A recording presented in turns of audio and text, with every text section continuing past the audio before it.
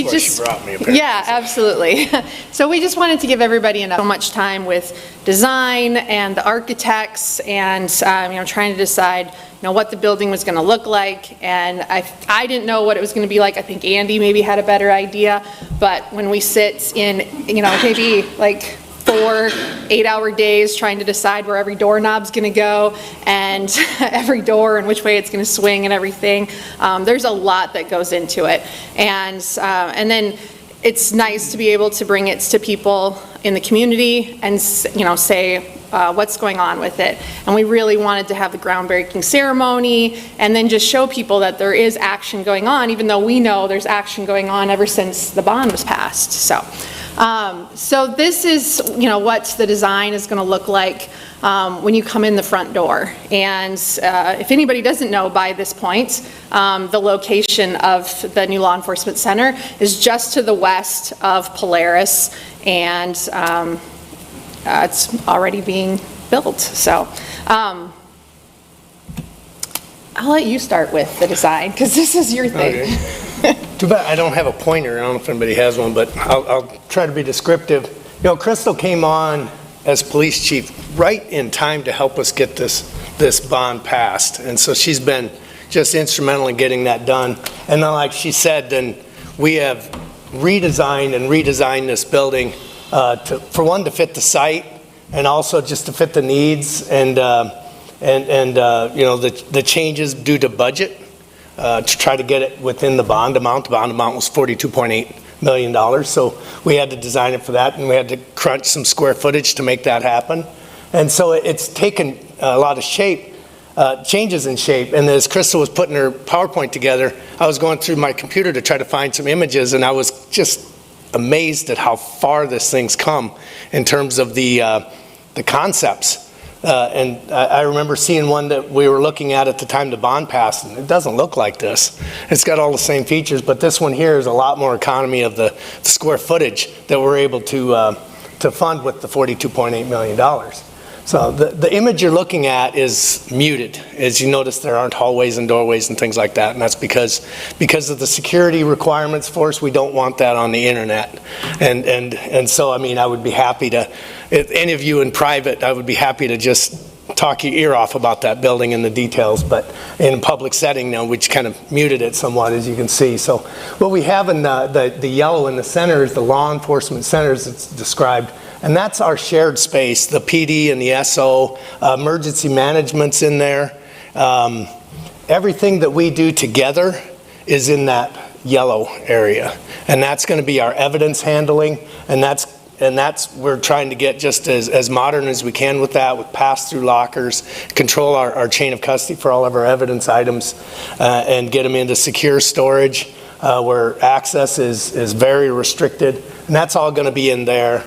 Of course. What's nice with this building is we get to share everything. So all of our interview rooms are together. So if we bring somebody in, they don't have to anymore sit by, right next to our hallway where anybody can kind of, hear, what's going on. And now they're a little bit more, further into the building, and it's more private. But we get to share all those conference rooms together, all the training rooms together, and that's all in that yellow space. Yep. Yeah, you see the top right corner, it says training room, and that's a training room for us to use, and that's off of the public lobby. It's conceptually possible for an organization to use. The middle button's the pointer. Middle button. Oh wow, how about that? See, there's a training room.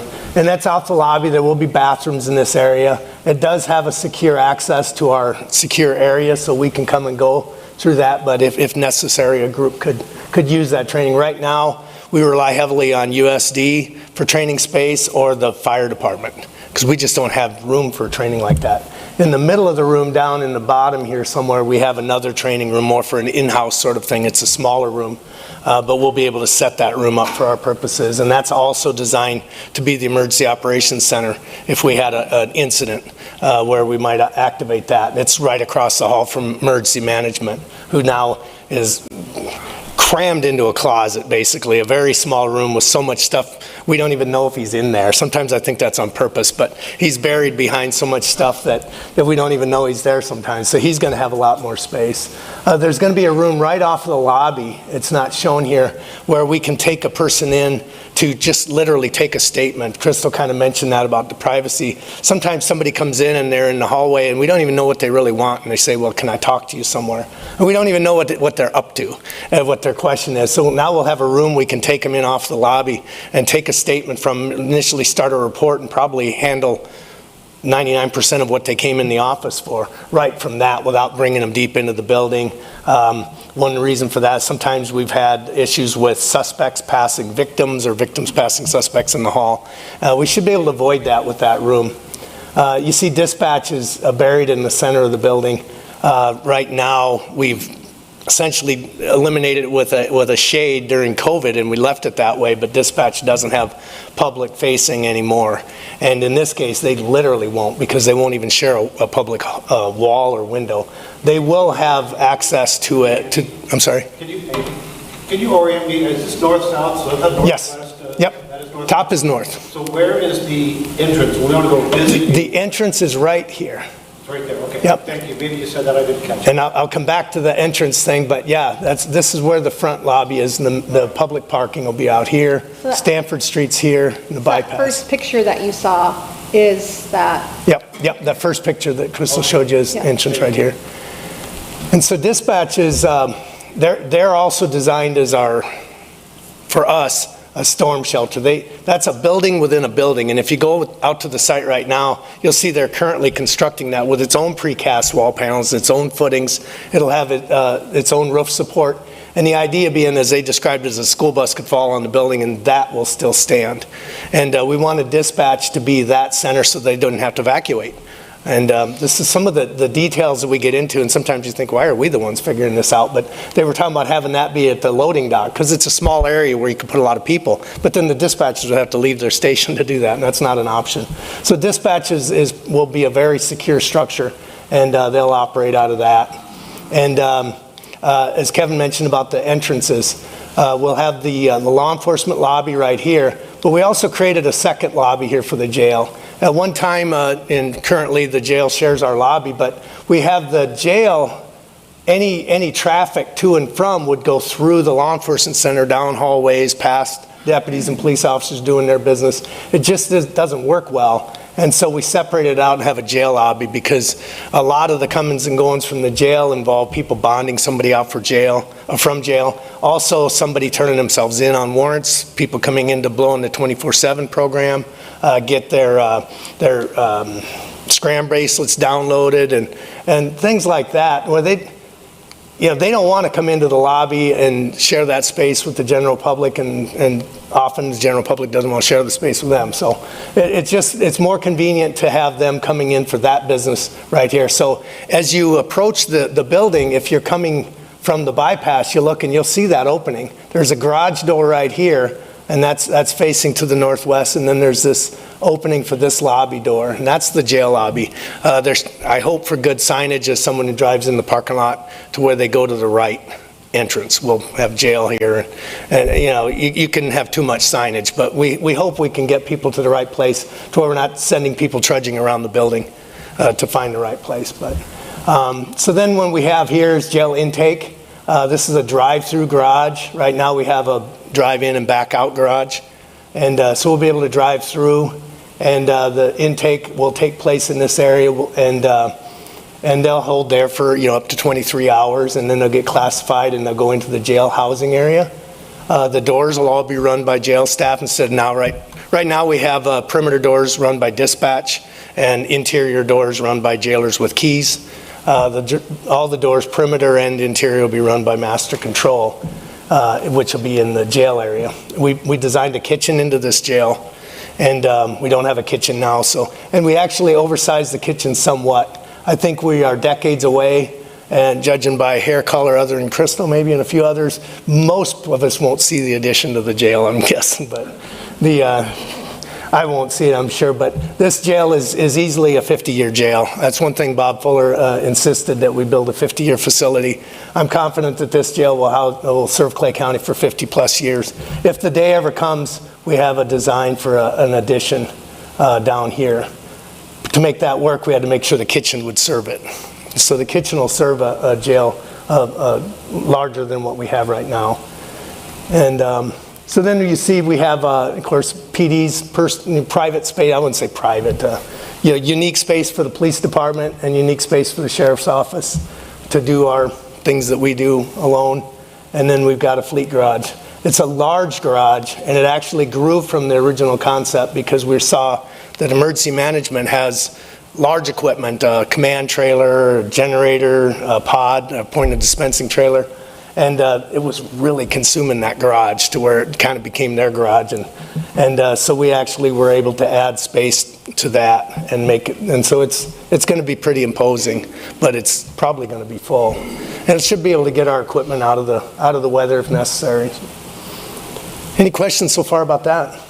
How many prisoners can you hold there? 54. Originally, we were looking at 44. And it was interesting that we reduced the square footage to save money, and we were able to increase the number of beds because we were able to get a lot more economical. We went with a couple of the housing opportunities as dormitory type. And instead of cells with 2 people in a toilet, it's 8 people in a toilet. And because they've just got a large room with 8 bunks in it. And many of our inmates, that works pretty well for. They're not looking for trouble while they're in there. And if they don't behave well, they get to move to the other side. So. Yes. And what about males and females? We have 8 different housing opportunities here. And that was one of the things we really look for, is to be able to classify our people appropriately, sentenced versus pretrial, a male, female, transgender if that becomes an issue, and various reasons that we have to separate people. So we have 8 different pods. 2 of them are this more minimum security, and we can actually change the purpose of each pod if necessary. So if we find ourselves, 75% female, we can have 75% of those pods be serving female, or it can adjust. So I wouldn't say we're 50-50 or designed to be 50-50, but we could be.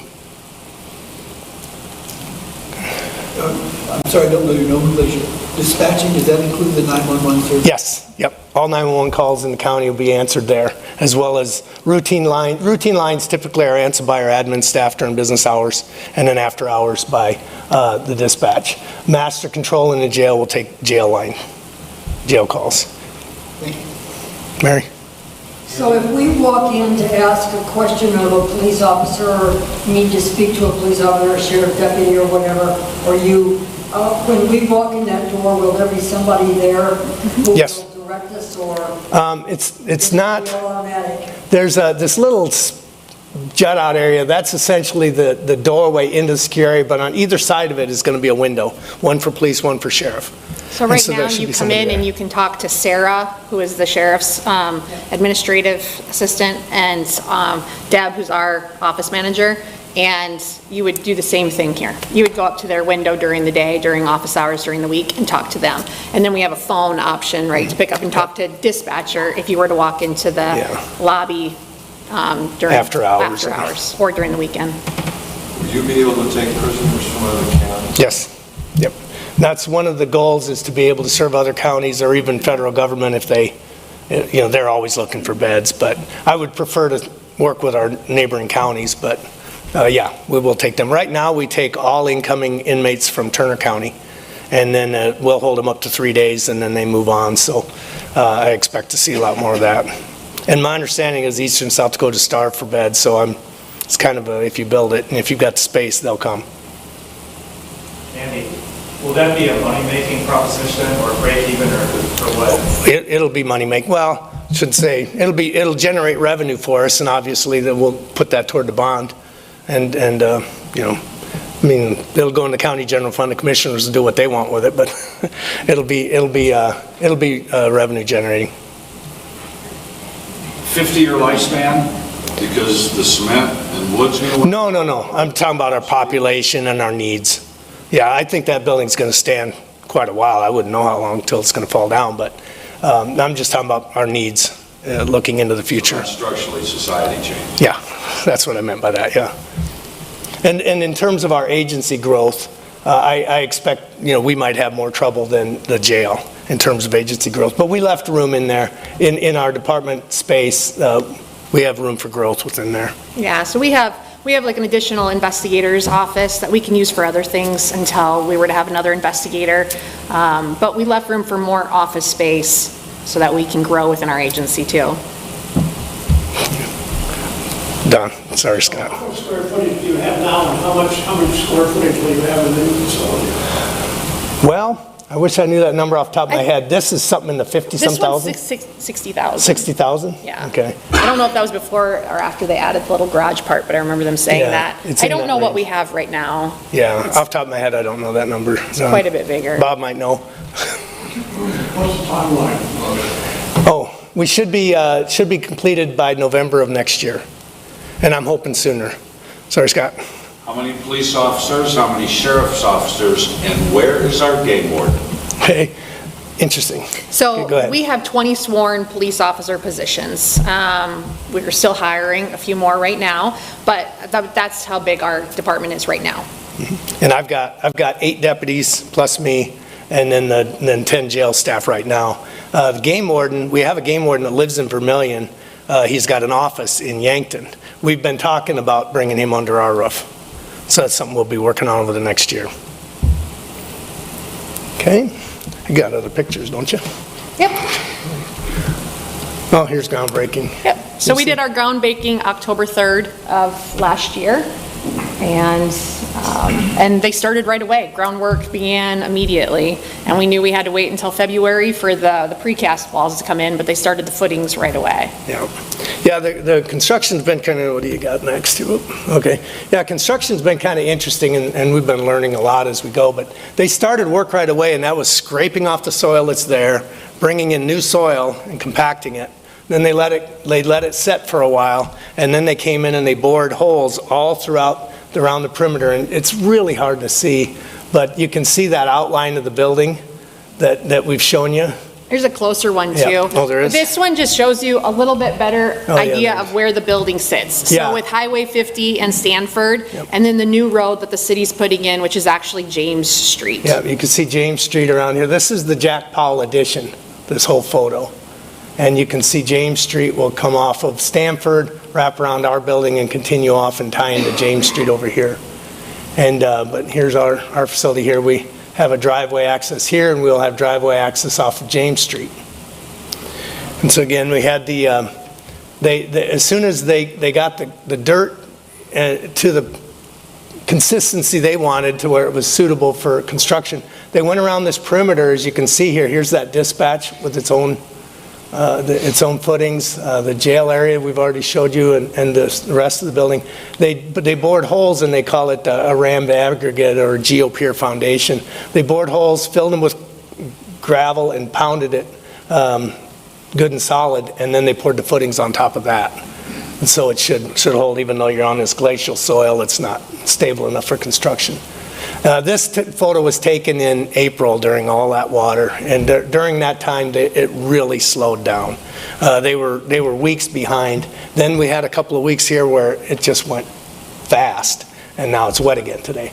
They've been dealing with drainage. There won't be drainage issues quite so bad when we get going. You see this moat here that I've heard a lot about, and there's a pond here. That'll actually have tile into a storm sewer system on James Street, but it's not there yet.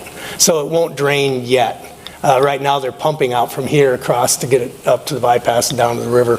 But that should drain just fine. That'll be a lower area just to hold the storm runoff until it evaporates or drains off to the storm sewer system. But right now, our building, if you go out there and look at it now, you'll see that... There's one more picture. Oh, there is? Yep.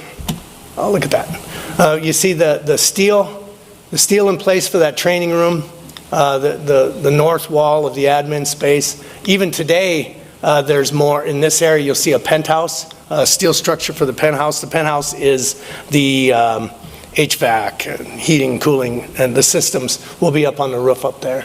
And then, so we're seeing a lot of steel structure taking place, and then that area is in place inside, not completely. They basically back out with that crane to the south, and so they have to kind of build it as they back out, and they have to be careful because they've already got some underground plumbing in place, and the crane, can't damage that. But that's gone much slower than they hoped because of the mud. And inside this jail area, they've already got roof over some of it, but it's still got mud in there, and it takes a while to dry that because there's no sunshine and wind inside there. You thought they were going to have the building enclosed by maybe July to be able yep. to work on the inside? Yep, they think that we'll have the roof on and the walls up in July, so if we get some weather, cooperating weather, I should say. What else you got? That was that? That's the last of the pictures. Any other pictures you want to go back look at, or any other questions about the facility? I saw you got a nice kitchen there. Are you going to cook for the inmates? Generally, some jails will hire staff for that. I don't really want to do that. There are inmate services that, for example, Trinity serves Yankton. Summit is a big one in this area. They serve Sioux Falls. For example, if we use one of them, they hire the staff, and they will come in and they'll cook your meals. They track all that, and they're licensed for that. And what I like about that is if there's a personnel change, that's not my problem. I was kind of told if we lost our cook, there'd be one here from Sioux City tomorrow, and we don't have to fill that. And so that's kind of the way it's done. Some of these services also do commissary and other things. So ideally, that'd be the way to go. I mean, it's going to be possible if we hired somebody to be our cook. And just curious. Yeah. Sometimes they use inmate labor, sometimes they don't. The larger jails tend to do that, but the inmate labor is not really a good resource when your average length of stay is in the 7-day range, and so they barely get trained. So. Rich? Yep. You said you made some changes, and I saw it way back originally. The jail system itself, is it still true that it's usually illuminated by a skylight, there are no windows? Yep. And there's also no outside yard? That's correct. Let's back up a little bit. What we're getting up to is the housing around it will not see Nope. prisoners. They won't see, we talked a lot about that chain link with razor wire. They won't see that.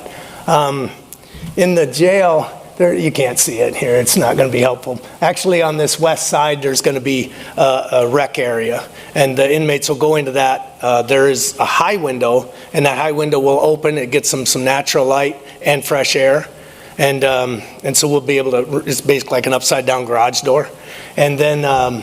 But all of you can't really see it here, but here's one. There'll be skylights, and they call them. There was another term that they use for them other than skylights. They'll actually be a structure on top of the roof with lighting that comes in from the sides rather than just glass on the roof to be damaged by hail or something like that. It's a lot more secure and should hold up a lot better over time, less likely to leak. How close will residential homes be to? The nearest homes to this, of course, we have a trailer park right here on the south side right now. These lots right here where there's standing water, those are designed to be multi-housing in the city's concept for this development. There'll be multi-housing in this area over here, single-family housing along James Street. The lots to the north, up here, there's a pipeline up here. As you see this area that's not really bothered, there's a pipeline, but these are commercial lots. This is all as a plan. And then out here in the addition is park.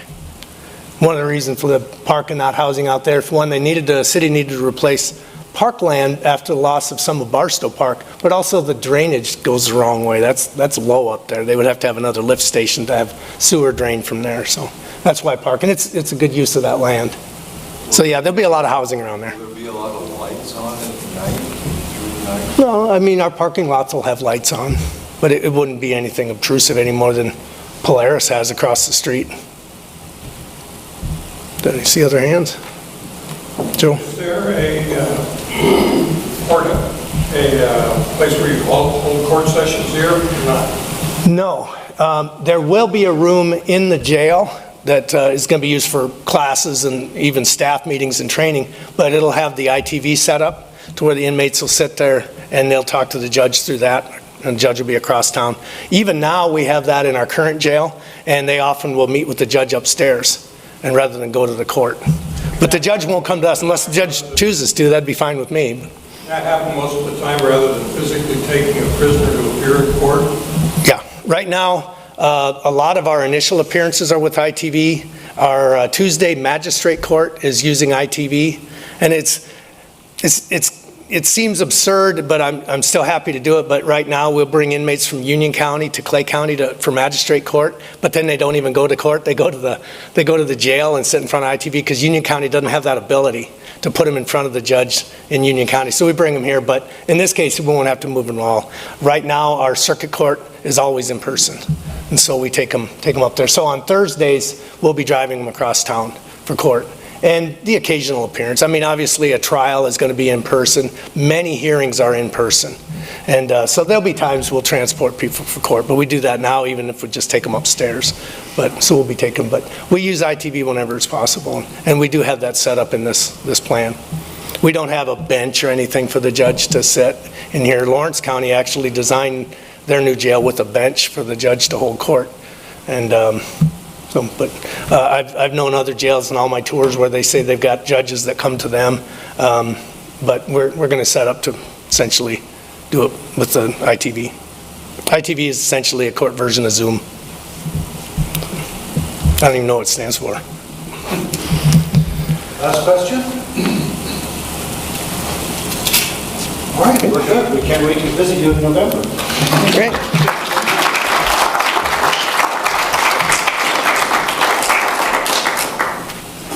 When I say visit them, I mean as a guest through that one door in the front, okay? I'm going to go to the